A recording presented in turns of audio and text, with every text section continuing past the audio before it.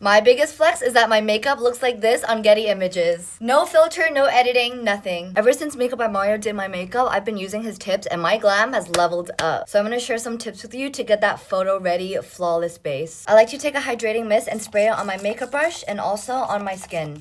This is gonna help your foundation really soak into the skin instead of just sitting on the surface. I'm getting ready for my first Versace show tonight, so the glam really needs to hit. After applying with a brush, I always like to go in with a beauty blender and just dab the product into the skin. Don't wipe your foundation brush clean just yet because we're gonna use this in a later step. So Mario mixes his concealer shade with a touch of a peachy pink concealer or color corrector just to color correct the under eyes without having to use that much product. And as always, product to brush, brush to skin. Remember that foundation brush I told you to hold on to? See how the concealer to blush transition is looking a little patchy? Grab that foundation brush with all that leftover product and just blend it out. That way you can't see where your product layers start and stop and it's just one cohesive base. So this is Makeup by Mario's powder puff technique. Before a powder puff, he grabs a fluffy brush and really work it into the powder, getting it all up in those bristles and just lightly dust it all over the face. He told me this coats the face with one even layer of powder, so when you go in with a powder puff, it won't cling onto certain areas. And when you're grabbing that powder with your powder puff,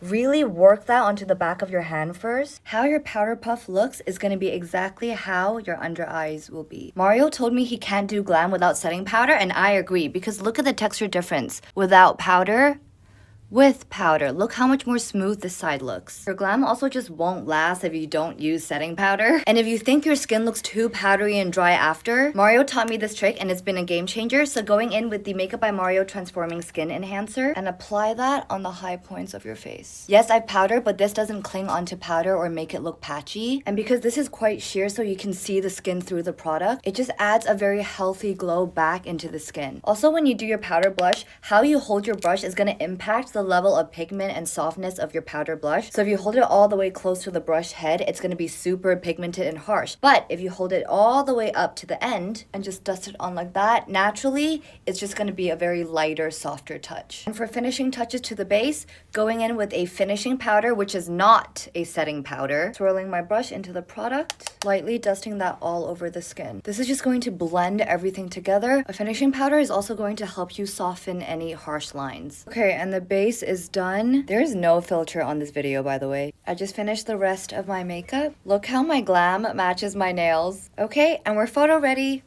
Bye!